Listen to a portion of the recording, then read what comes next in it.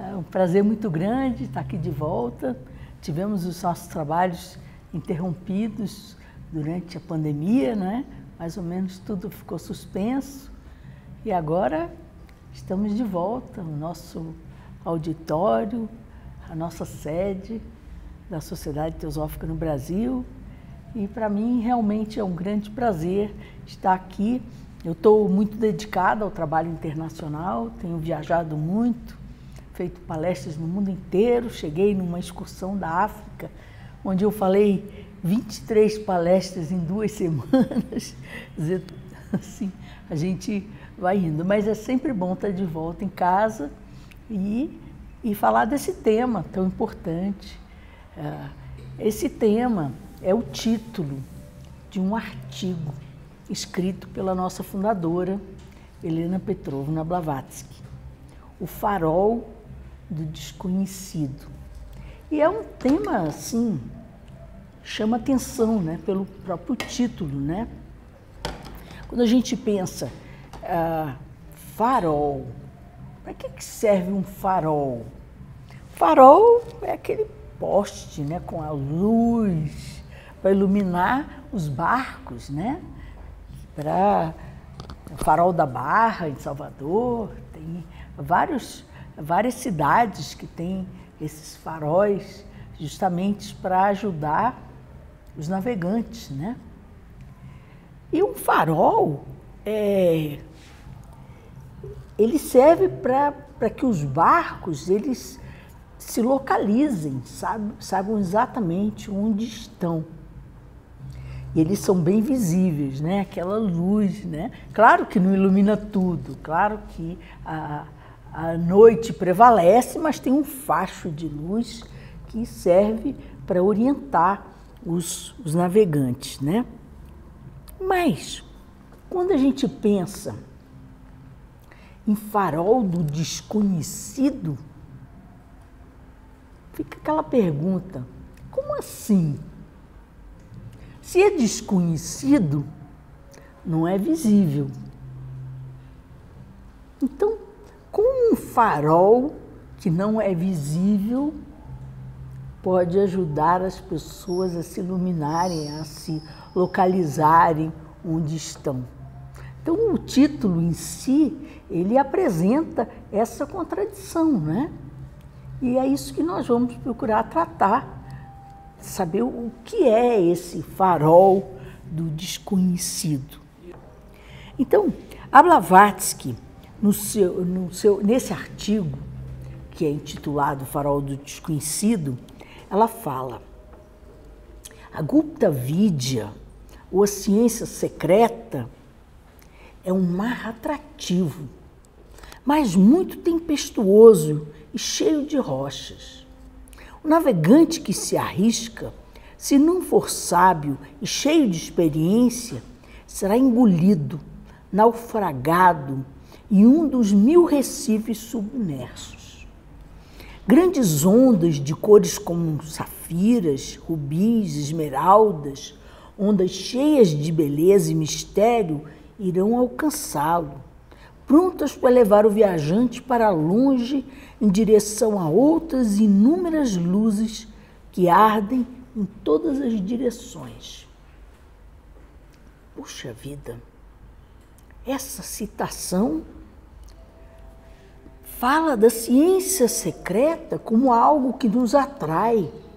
Essa tentativa de entender o outro lado da vida, o outro lado da vida que tem tudo a ver com a nossa vida concreta, porque nascemos, o que estamos fazendo aqui, o que vamos fazer depois que o corpo for para o cemitério, né? Todos esses significados em relação à vida tem muita explicação que está oculta, tem muita explicação muitas explicações que são dadas pelas religiões, pelas filosofias, especialmente pelas religiões, algumas mais convincentes, outras menos convincentes, mas realmente o sentido da vida, ele sempre está envolto em mistério. E por que que Blavatsky diz que essa ciência secreta, essa Gupta Vidya, é um mar tempestuoso, cheio de rochas, e que nós podemos ser engolidos e tragados por esse mar. Vamos tentar simplificar esse assunto. Quando nós levamos a sério a vida espiritual, certamente o nosso poder mental aumenta. E certamente, se nós queremos prejudicar outra pessoa com um poder mental maior, nós temos mais capacidade de prejudicar outra pessoa. Além da sensibilidade, por exemplo, você começa a meditar, necessariamente você se torna mais sensível. E meditar num sentido amplo, meditação pode estar ligada à oração, pode estar ligada à respiração, pode estar ligada a textos sagrados, mas necessariamente existe uma sensibilidade que se aguça com esse processo de interiorização que nós chamamos de meditação. O que acontece quando você se torna mais sensível? Você pode perder o equilíbrio e, eventualmente, o curso da vida pode se tornar mais complicado, porque com tanta sensibilidade, a gente pode dar exemplos assim mais claros em relação a pessoas como a própria Blavatsky. A Blavatsky tinha uma percepção fantástica. Então, ela via na frente dela a raiva que a pessoa estava sentindo dela. Ela via na frente dela a hipocrisia, as boas maneiras, mas por dentro os sentimentos estavam borbulhando de outras maneiras. Coisa que a gente, de uma certa forma, por ser mais tosco, se protege disso. Por quê? Porque você vê só a aparência, o que você dá conta de perceber e pronto. Mas na medida que você vai se aprofundando na vida espiritual, essas coisas vão ficando cada vez mais claras. E a percepção aumenta. E a possibilidade de você usar isso para prejudicar os outros, ou mesmo se desequilibrar com a sensibilidade que necessariamente acontece, é muito grande. Isso, para não falar em magia negra, feitiço e outras coisas mais sérias, né? Mas, de qualquer forma, eu sinto que exemplos simples, que de uma certa forma nos dizem respeito, podem mostrar que a vida espiritual, ela tem seus perigos. Então, quando ela diz que nós temos essa atração pela vida espiritual, eu diria que se nós não tivéssemos atração pela vida espiritual, não estaríamos aqui, não é verdade? Aqui é um espaço onde nós tratamos de estudar comparativamente as religiões, as filosofias, as ciências, entendendo o significado da vida, mas sempre com o propósito de acelerar o nosso processo de evolução, sempre com o processo de buscar compreender e viver melhor e fazer a vida ao nosso redor um lugar melhor de se viver para nós e para as pessoas à nossa volta, não é? Então, esses interesses da ciência secreta, eles são, para mim, bastante evidentes em relação a pessoas como nós que estamos aqui nesse auditório. Mas aí, a Blavatsky, além de dizer que a ciência secreta tem seus perigos e que ela pode engolir o viajante, ela define o que é o farol da verdade. E ela diz o seguinte: o farol da verdade é a natureza sem o véu dos sentidos. Pode ser alcançado somente quando o adepto se tornou senhor absoluto do seu próprio ser e é capaz de controlar os seus sentidos físicos e psíquicos com a ajuda de um sétimo sentido, através do qual também ele recebe a verdadeira sabedoria dos deuses, a Theos Sophia. Vamos voltar para a citação. Quando a gente lê assim muito rápido, às vezes a gente perde os detalhes, não é? Então, o farol da verdade é a natureza sem o véu dos sentidos. Ou seja, a nossa percepção do mundo se dá através dos nossos 5 sentidos, né? Quando muito, nós temos desenvolvido um 6º sentido que nos dá uma percepção um pouco além do que o nosso tato, o nosso gosto, a nossa vista, o nosso olfato podem perceber, não é? Pois é, mas o farol da verdade é algo que vai além dos 5 sentidos.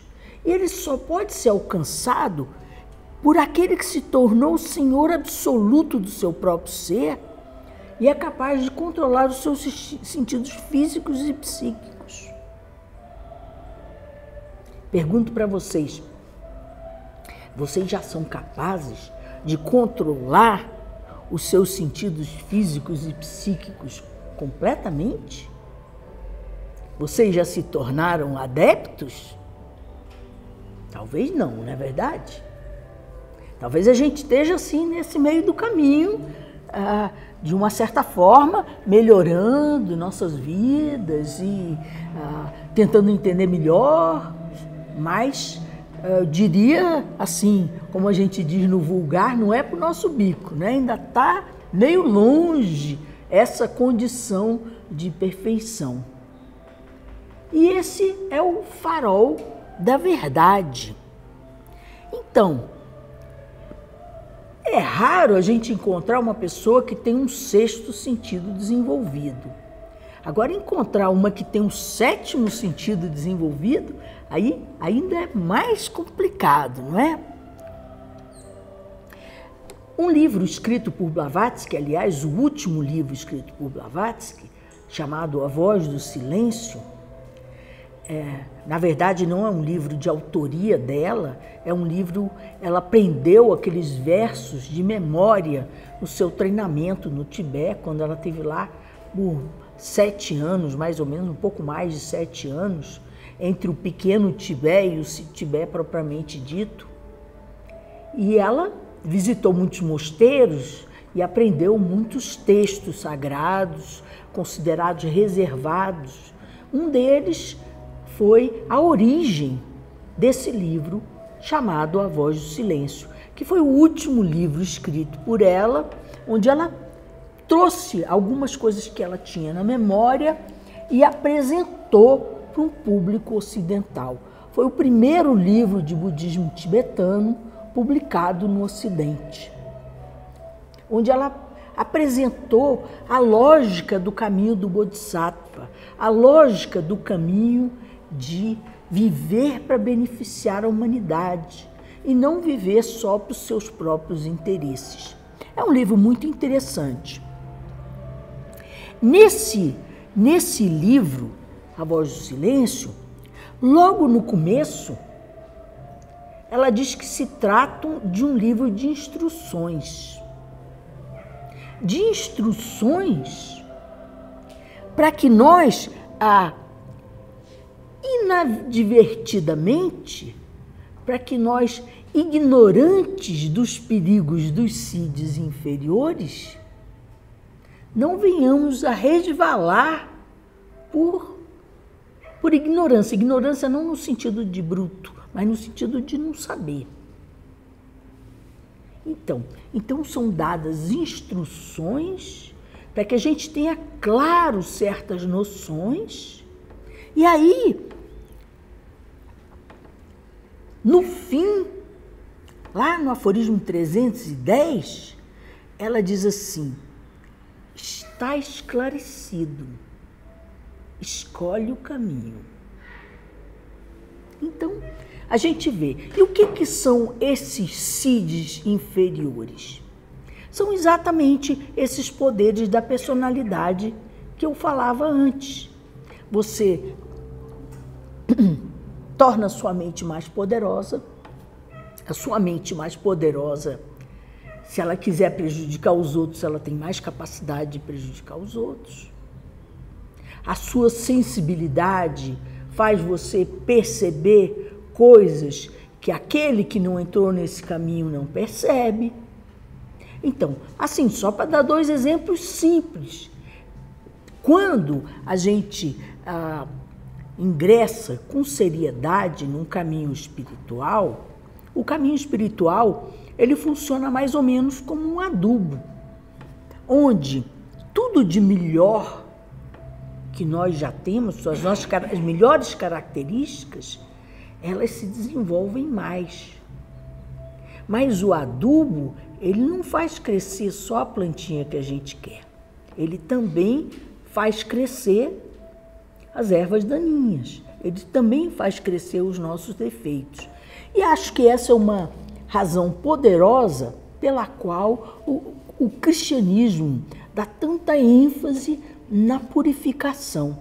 Às vezes até parece que só existe purificação, mas certamente sem a purificação, o adubo que é a vida espiritual, a energia espiritual, ela vai crescer as nossas qualidades e também os nossos defeitos.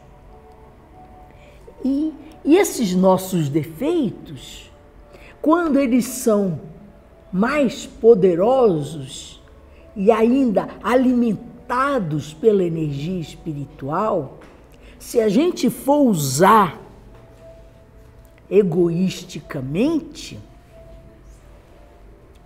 a gente vai ser engolido nesse mar tormentoso das ciências secretas.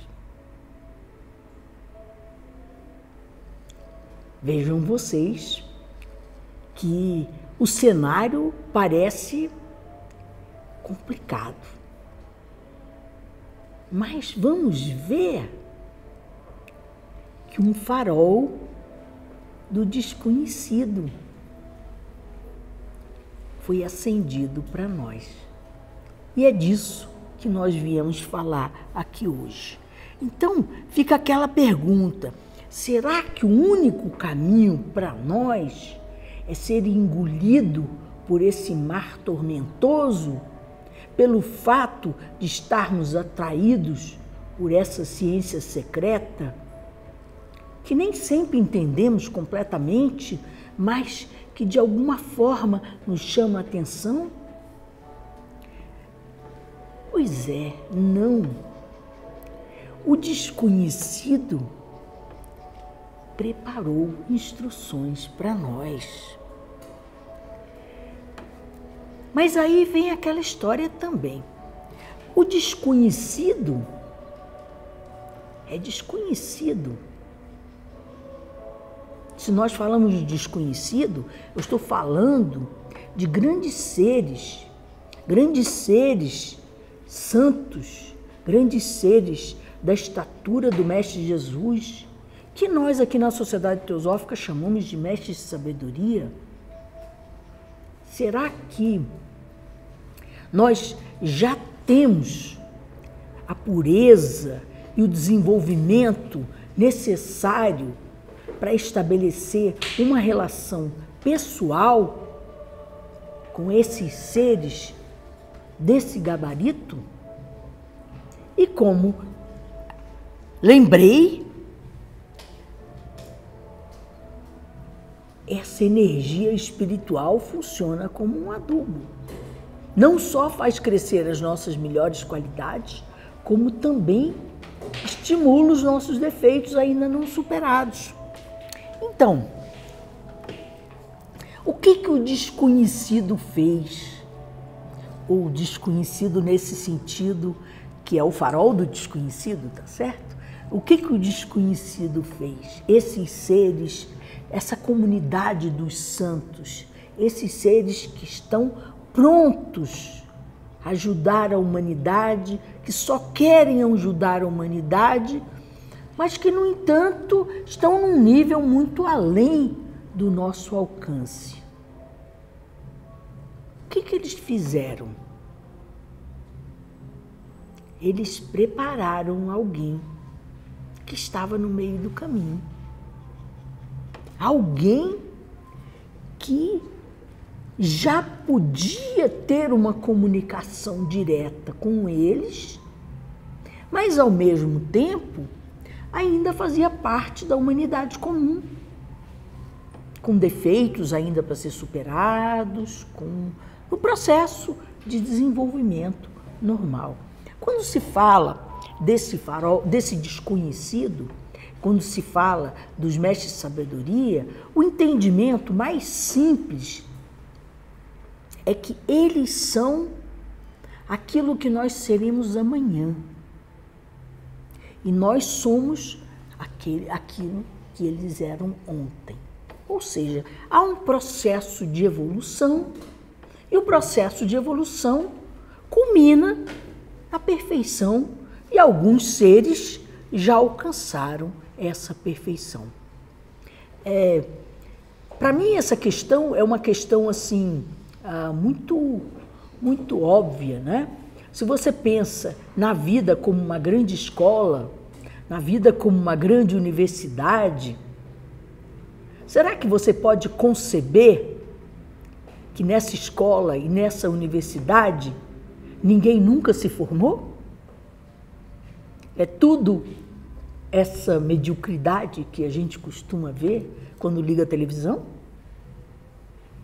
Claro que alguns já se formaram, como o Mestre Jesus, como o Senhor Buda, Maomé, Krishna, poucos outros. Mas alguns já se formaram nessa universidade. E alguns estão mais adiantados do que nós. Blavatsky é claramente um exemplo disso.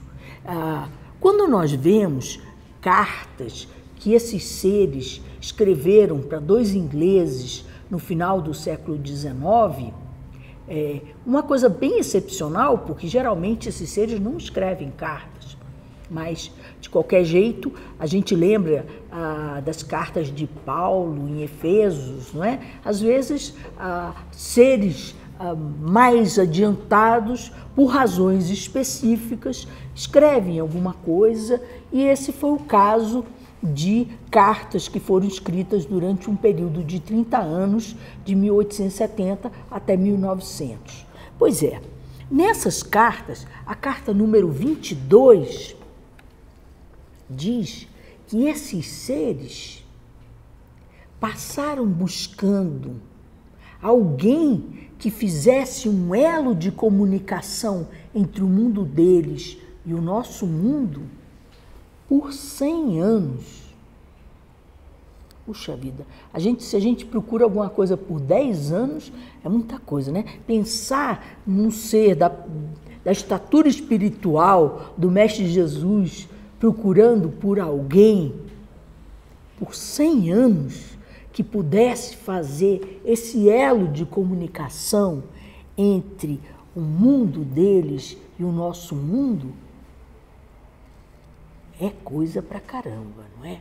É sempre uma coisa que a gente tem que dar uma atenção especial, porque não é uma coisa simples. Mas eles encontraram essa pessoa, Helena Petrovna Blavatsky, temos aqui a sua foto, mas não só encontraram, como treinaram ela por 24 anos. Ela praticamente dedicou toda a sua vida nesse treinamento. Ela foi treinada por 24 anos, dos quais 7 ela passou no Tibete, junto com alguns desses grandes seres e depois ela trabalhou 16 anos, escrevendo. Ela escreveu mais de 1 metro de livro. Tem uma vasta bibliografia escrita por ela. Então, além de ter que passar por desafios de ordem pessoal, porque nesse caminho a gente tem que ir se superando.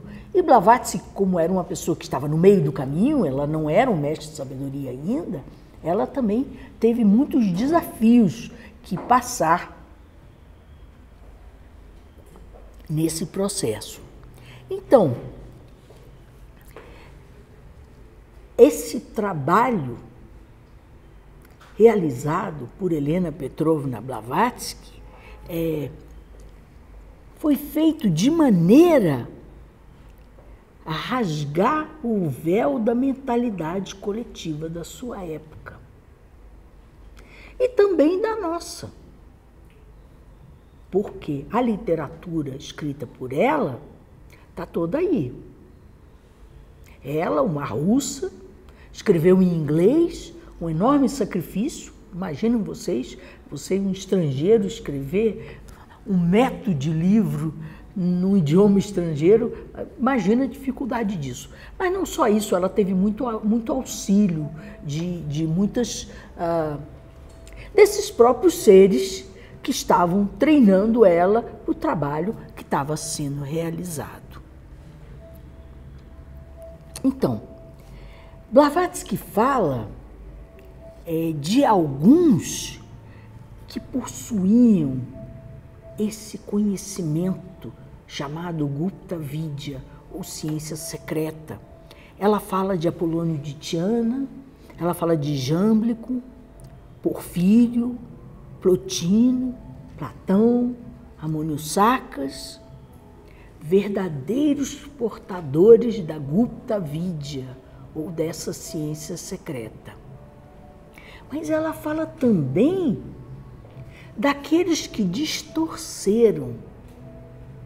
Fala de Irineu, Teodoreto, Eusébio, aqueles que trataram de dar uma desviadinha de forma a tentar colocar os escritos antigos da forma que lhes fosse mais favoráveis. E até favoráveis em termos políticos também, né? A gente sabe da Inquisição e de muitas outras coisas, né? Pois é.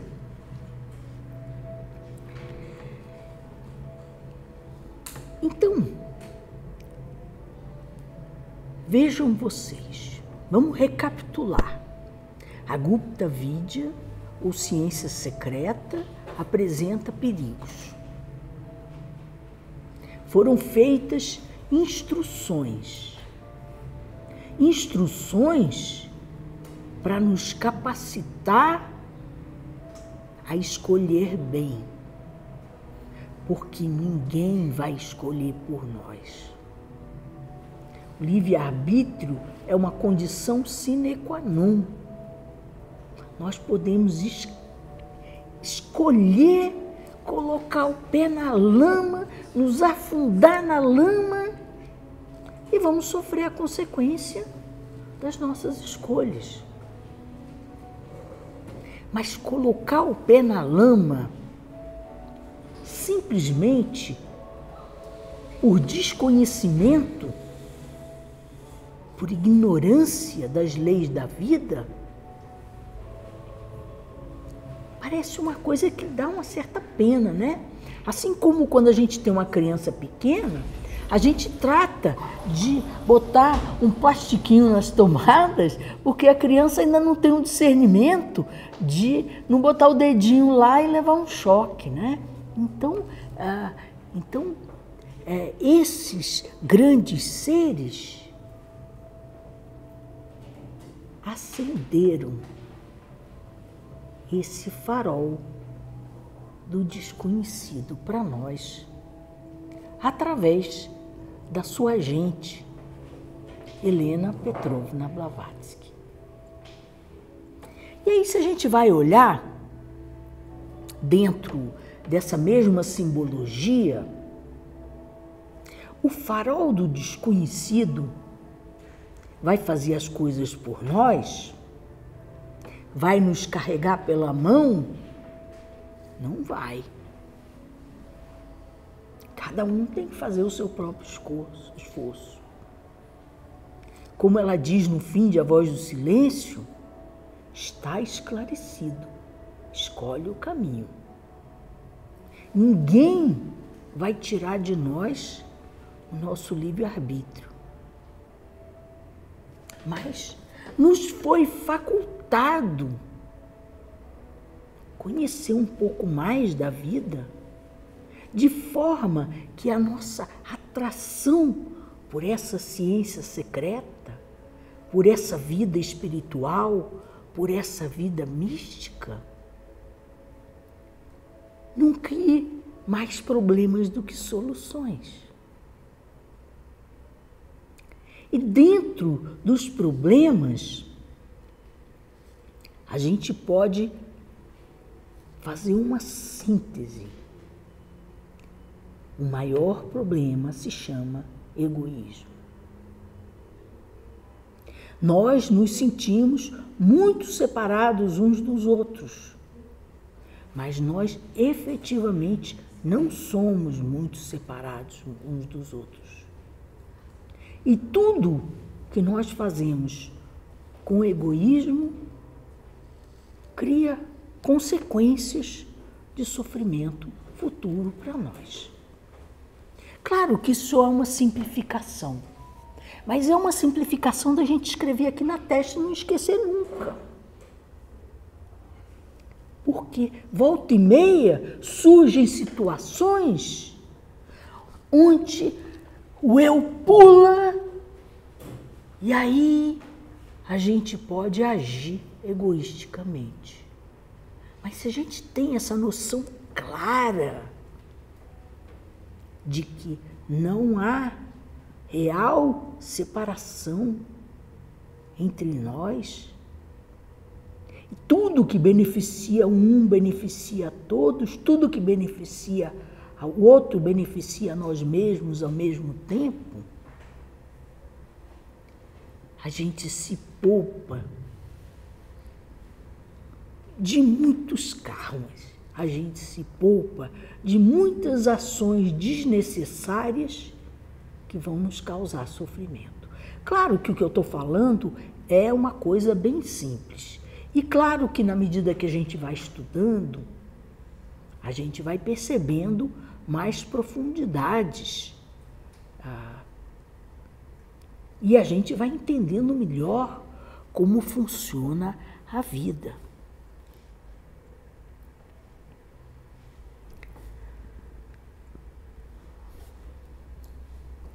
Esse escolher melhor é chamado do instinto da alma. Alguém vai nos dar de presente? Não.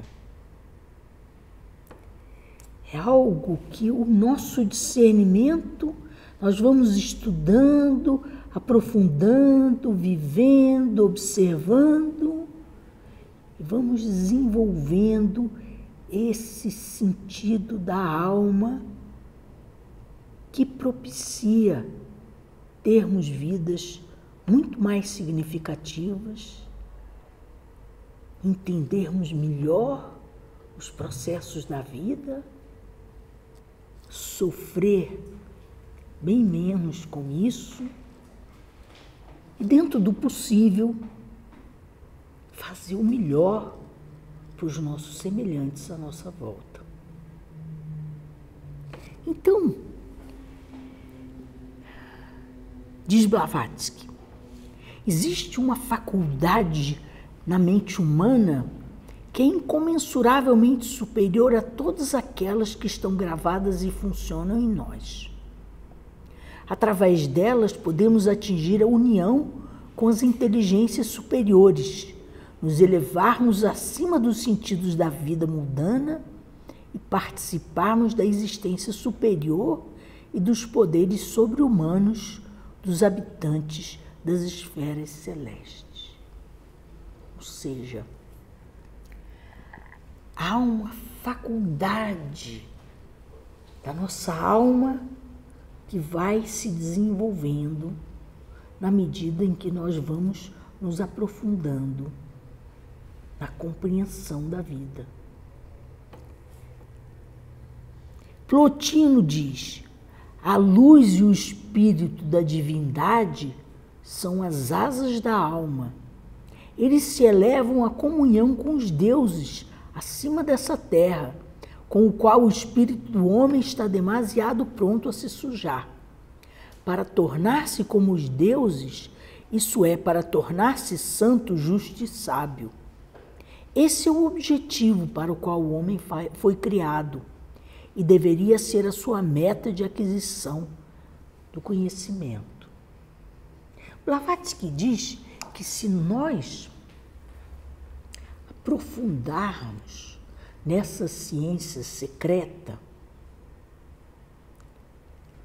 e não colocarmos em prática os seus princípios, nós podemos praticar algo que ela chama de demonosofia. Ou seja, a gente pode fazer mau uso, inclusive, das coisas que estamos estudando. Então, alguns faquires e eremitas cristãos, ela, no seu linguajar bem direto, diz que são covardes soldados que abandonaram a batalha só pensando em si mesmo, só pensando no seu desenvolvimento espiritual e não em colaborar com o desenvolvimento da humanidade como um todo.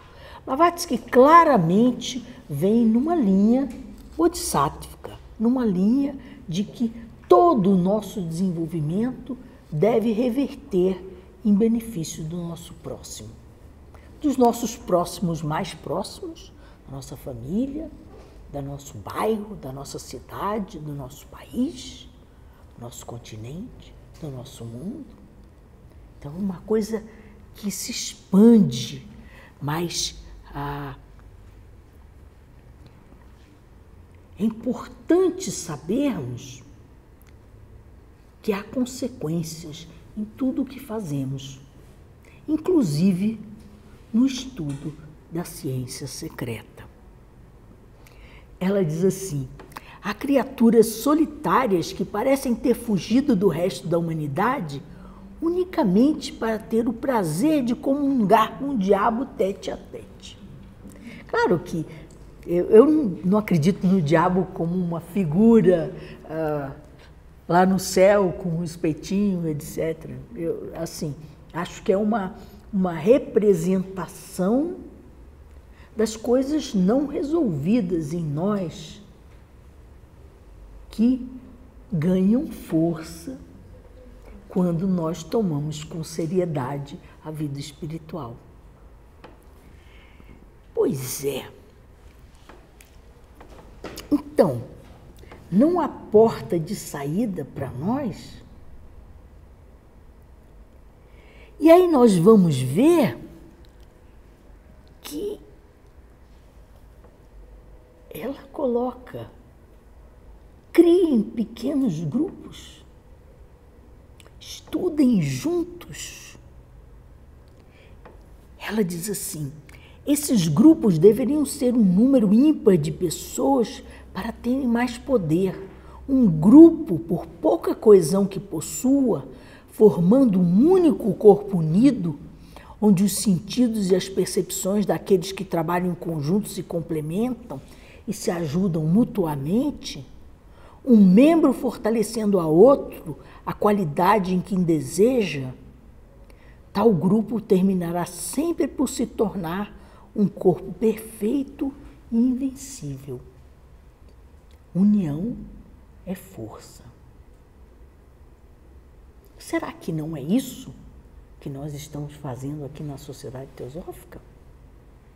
Criando grupos, às vezes bem pequenos, às vezes não tão pequenos, onde pessoas diferentes, às vezes com posicionamentos completamente diferentes, vêm ver outros ângulos diferentes daqueles que a sua própria visão consegue alcançar. Mas para isso é preciso união. O primeiro objetivo da Sociedade Teosófica é a fraternidade universal. Uma fraternidade universal sem distinção de casta, credo, sexo, casta, cor. E a gente pode acrescentar mais, né? Condição social, status. A gente pode acrescentar muito mais divisões que se criam. Essa união é fundamental. E eu diria até que nós ainda somos crianças nesse caminho espiritual. Mas unidos, juntos, em harmonia, estamos fazendo um trabalho que é do interesse dessa comunhão dos santos, que é do interesse dessa grande hierarquia oculta. E em grupo podemos ser inspirados por eles, com perfeita união. Carta número 3, publicada no livro de Jnanajadasa, é dito: um grupo de estudantes das doutrinas esotéricas, para colher qualquer vantagem espiritual, deve estar em perfeita harmonia e unidade de pensamento. Cada um individualmente, coletivamente, tem que ser totalmente altruísta, gentil, cheio de boa vontade uns com os outros, deixando a humanidade fora de questão. Não deve haver o espírito partidário entre grupos, nem a fofoca, nem a má vontade, nem a inveja ou ciúmes, desprezo ou raiva. O que magoa um deve magoar o outro. O que regozija A deve encher-me de prazer. Quando nós temos profundo amor pelo nosso cônjuge, pelos nossos filhos, pelos nossos pais, o problema deles não é o nosso problema?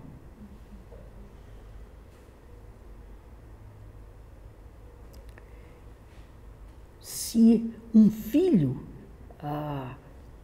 teve uma vitória, a vitória do filho não é a nossa? A dificuldade de uma pessoa que a gente ama não é uma dificuldade que a gente absorve naturalmente? É isso que se quer de nós. Que nós vivamos como uma verdadeira família teosófica, com amor uns pelos outros, onde o problema de um é o problema de todos, onde a alegria de um é a alegria de todos. E nessa união há força. Nessa união nós podemos ser inspirados e evitar as armadilhas do meio do caminho.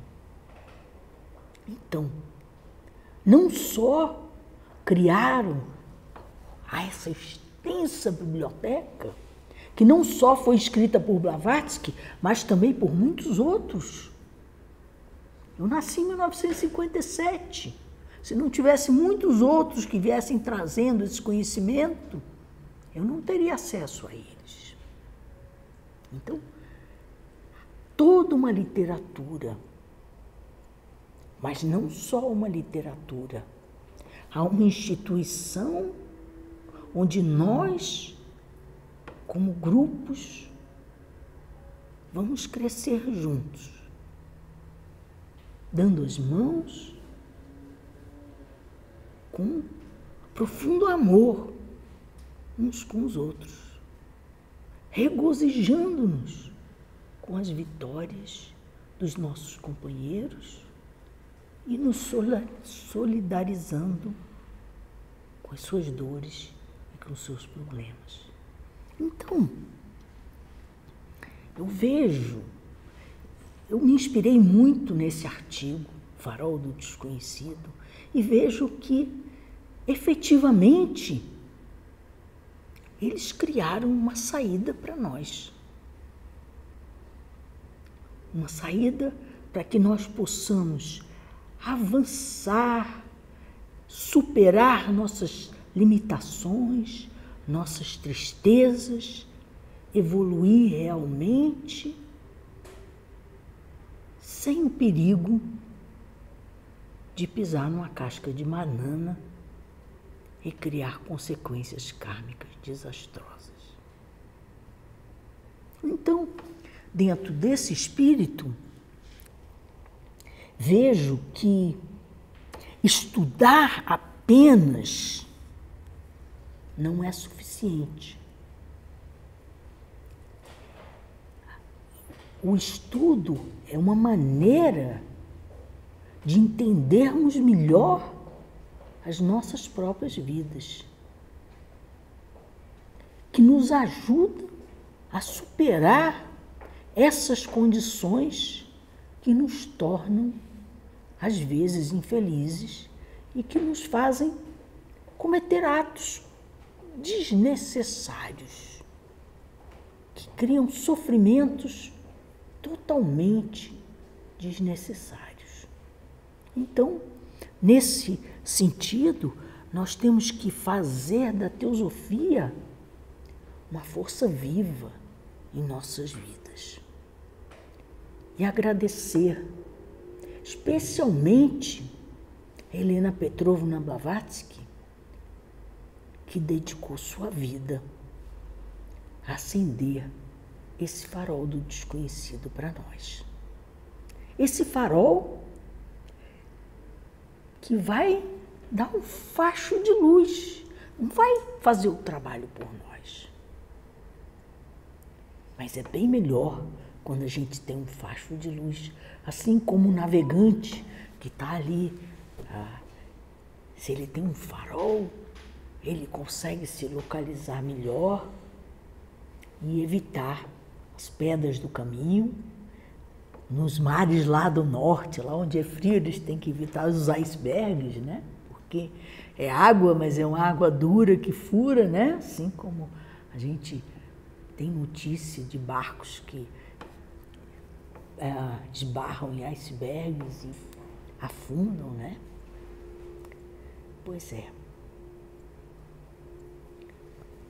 Profunda gratidão, Helena Petrovna Blavatsky, profunda gratidão a esses grandes seres que a buscaram por 100 anos e a treinaram por 24 anos e auxiliaram por 16 nesse trabalho.